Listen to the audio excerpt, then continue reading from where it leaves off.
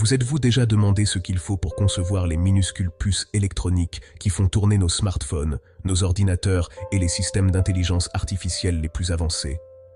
Imaginez une machine si sophistiquée que seules quelques entreprises dans le monde sont capables de la produire.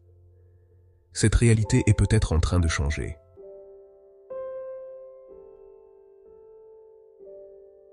La Russie vient tout juste d'annoncer une avancée majeure, la mise au point de sa propre machine de lithographie à ultraviolets extrêmes, ou EEV. Un développement qui pourrait bouleverser l'équilibre du secteur mondial des semi-conducteurs, jusqu'ici dominé par une seule entreprise, ASML.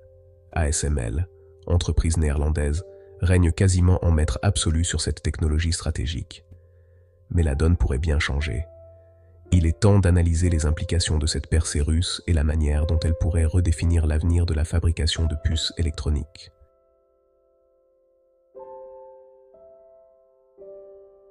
Pourquoi cette avancée est-elle si cruciale?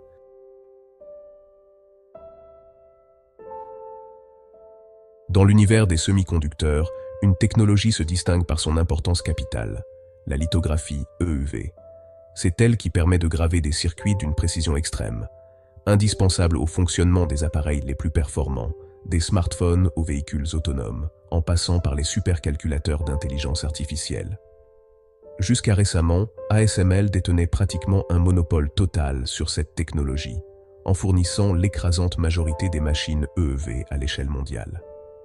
Grâce à son savoir-faire unique, l'entreprise s'est imposée comme un acteur central dans la course mondiale aux semi-conducteurs, laissant le reste du monde en position de dépendance technologique.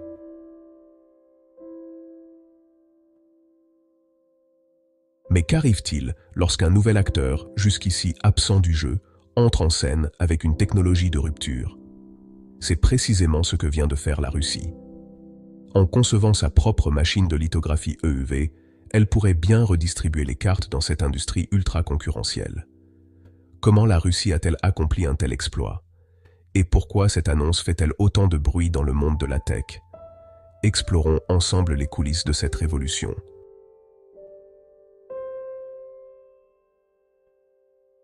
Le contexte, une bataille mondiale pour la maîtrise de la lithographie EEV.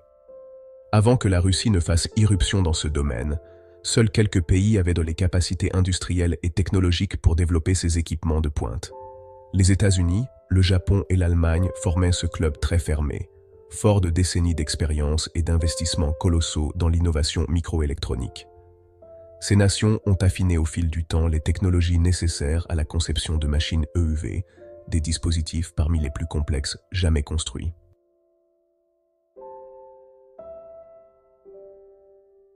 Mais qu'est-ce qui rend cette technologie si déterminante? Tout repose sur une source lumineuse laser émettant à une longueur d'onde ultra courte, 13,5 nanomètres. À titre de comparaison, les machines précédentes utilisaient une lumière de 193 nanomètres. Cette réduction drastique permet de graver des motifs infiniment plus petits sur les wafers de silicium. Mettre au point une telle source lumineuse relève d'un véritable exploit technique. Très peu d'entreprises y sont parvenues, notamment l'américaine Cymer. Mais cela ne suffit pas. Les lentilles et les miroirs de ces machines doivent être conçus avec une précision extrême pour canaliser la lumière jusqu'aux plaques de silicium. Ces composants, d'une finesse inouïe, nécessitent des matériaux ultra spécialisés et des procédés de fabrication d'une rigueur absolue. La précision exigée pour manipuler la lumière EEV est telle que seules quelques entreprises dans le monde sont capables de produire les optiques nécessaires. Le défi est colossal. Combiner une source lumineuse complexe, des composants optiques ultra performants et un savoir-faire technologique de haut niveau. Pendant longtemps, on pensait qu'aucune nation en dehors du cercle restreint des géants technologiques ne pourrait relever un tel défi. Et pourtant, la Russie vient de faire ce que beaucoup croyaient impossible.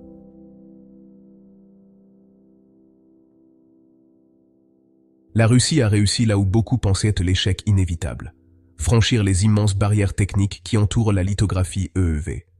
Avec sa propre machine opérationnelle, elle ne se contente pas de rattraper son retard. Elle pourrait bien bousculer l'ordre établi, en remettant en cause l'hégémonie d'ASML. Mais comment a-t-elle accompli un tel exploit? Et qu'est-ce qui différencie cette technologie russe du reste du monde? Décortiquons ensemble les innovations qui pourraient bien redistribuer les cartes.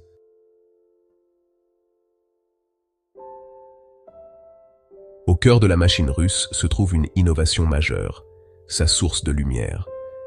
Alors que les machines d'ASML fonctionnent avec une longueur d'onde de 13,5 nanomètres, la Russie a repoussé les limites avec un faisceau encore plus court, à 11,2 nanomètres.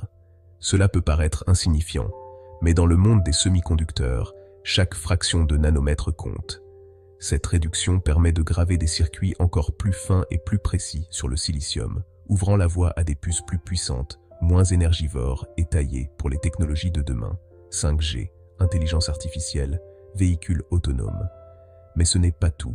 Cette avancée pourrait aussi offrir une alternative plus simple et moins coûteuse aux machines d'ASML, réputées pour leur complexité et leur prix exorbitant.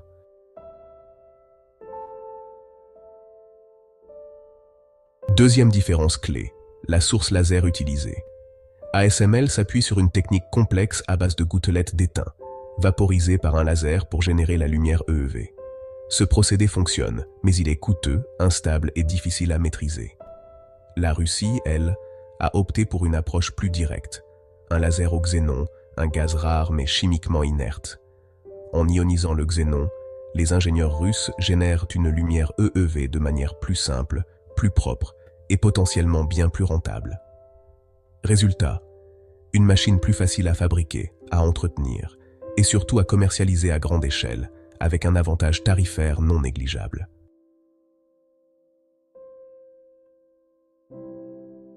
C'est peut-être l'innovation la plus radicale. La machine russe n'a pas besoin de photomasques. Habituellement, ces masques servent à projeter les motifs des circuits sur la surface des puces. Mais leur fabrication est longue, coûteuse et sujette aux erreurs. Ici, la Russie a pris un virage stratégique en supprimant totalement cette étape. Son système grave directement les motifs sur le silicium, ce qui accélère le processus, réduit les coûts et simplifie considérablement la chaîne de production. Dans un secteur où le temps et l'argent sont des ressources critiques, cette approche pourrait offrir à la Russie un avantage concurrentiel décisif.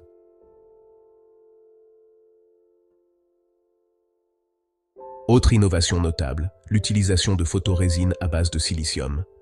Contrairement aux matériaux classiques, plus rares et plus onéreux, ces nouvelles résines sont plus accessibles, moins coûteuses et tout aussi efficaces. En réduisant le coût des matériaux de base, la Russie rend la fabrication de puces de pointe plus viable à grande échelle.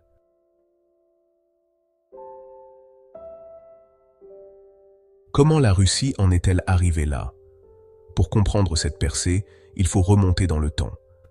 Dès les années 1970, l'Union soviétique investissait massivement dans la recherche en lithographie, avec des avancées notables en photolithographie, notamment dans l'amélioration des sources lumineuses et des systèmes optiques. Bien que l'URSS n'ait jamais dominé le marché mondial, ces chercheurs ont joué un rôle clé dans l'évolution de la technologie. Après 1991, la Russie a poursuivi ses efforts dans ce domaine stratégique, perfectionnant des éléments devenus indispensables dans l'architecture des machines EEV modernes. Les miroirs multicouches, développés en partie par des scientifiques russes, sont aujourd'hui au cœur même des systèmes d'ASML. Leur capacité à réfléchir la lumière à des longueurs d'onde spécifiques a été déterminante dans la réussite de la lithographie EUV. En repoussant les limites de la miniaturisation et de l'efficacité énergétique, la Russie ouvre une nouvelle ère dans la fabrication des semi-conducteurs. Malgré des contraintes géopolitiques et économiques majeures, elle a su maintenir un cap constant vers l'innovation en lithographie, posant les bases de ce qui est aujourd'hui un accomplissement stratégique, la création d'une machine EEV Made in Russia. Cette avancée n'est pas le fruit du hasard, mais celui de décennies de recherche, de persévérance et d'investissement technologique. Et aujourd'hui, elle marque un tournant majeur dans les rapports de force du secteur des semi-conducteurs. Maintenant que le contexte historique est posé, intéressons-nous aux différences concrètes entre la machine russe et celle d'ASML et à leurs implications pour l'avenir de cette industrie.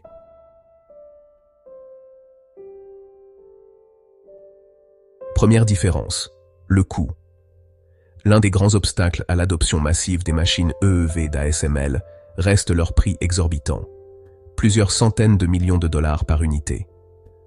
un coût rédhibitoire pour la plupart des pays et entreprises. À l'inverse, la technologie russe pourrait se positionner comme une alternative bien plus accessible. Grâce à son laser au xénon et à l'utilisation de photorésines à base de silicium, moins chères et plus disponibles, la Russie pourrait proposer une solution bien plus économique. Cette promesse d'économie pourrait séduire les pays et fabricants désireux de se libérer de la dépendance envers les systèmes onéreux d'ASML. Depuis plus de 20 ans, ASML règne sans partage sur la fabrication des puces inférieures à 7 nanomètres. Mais l'entrée en scène de la Russie pourrait changer la donne. Ce nouvel acteur introduit une concurrence bienvenue sur un marché longtemps verrouillé. Des nations comme la Chine ou le Japon pourraient en profiter pour accélérer leur propre programme de développement technologique. Ce nouvel équilibre pourrait favoriser l'émergence d'un écosystème mondial plus diversifié, où plusieurs pays auraient enfin les moyens techniques de produire localement leurs semi-conducteurs, sans passer par les chaînes d'approvisionnement mondialisées actuelles. Résultat, une industrie plus décentralisée, plus résiliente et stratégiquement moins vulnérable.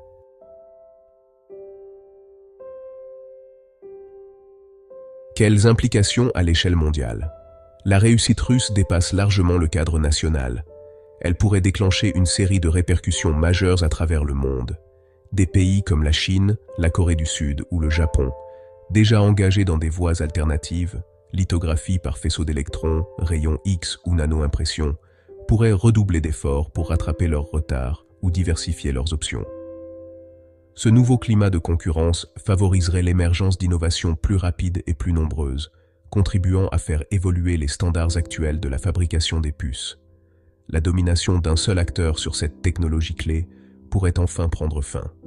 Pendant plus de 2 décennies, ASML a eu la main mise sur la production des machines capables de graver les circuits les plus avancés. Mais la Russie, avec sa nouvelle machine, menace de briser ce quasi-monopole. Si elle parvient à produire à grande échelle et à convaincre ses partenaires, elle pourrait offrir une alternative crédible aux puissances technologiques mondiales. Moins de dépendance vis-à-vis d'un fournisseur unique, plus d'autonomie pour les États et une sécurité renforcée des chaînes d'approvisionnement. Les bénéfices potentiels sont immenses, surtout dans un contexte marqué par des tensions géopolitiques croissantes. Et ce n'est qu'un début.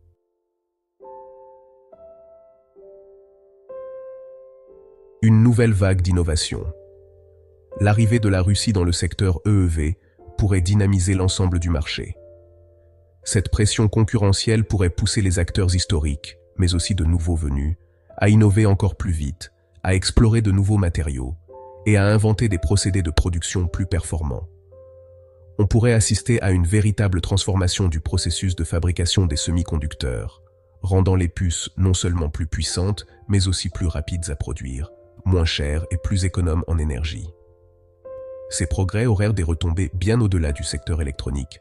Santé, défense, spatiale, IA, rien ne serait épargné par cette vague d'innovation.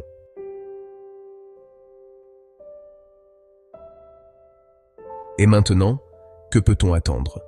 Le développement d'une machine EEV par la Russie marque l'ouverture d'un nouveau chapitre dans la course mondiale aux semi-conducteurs.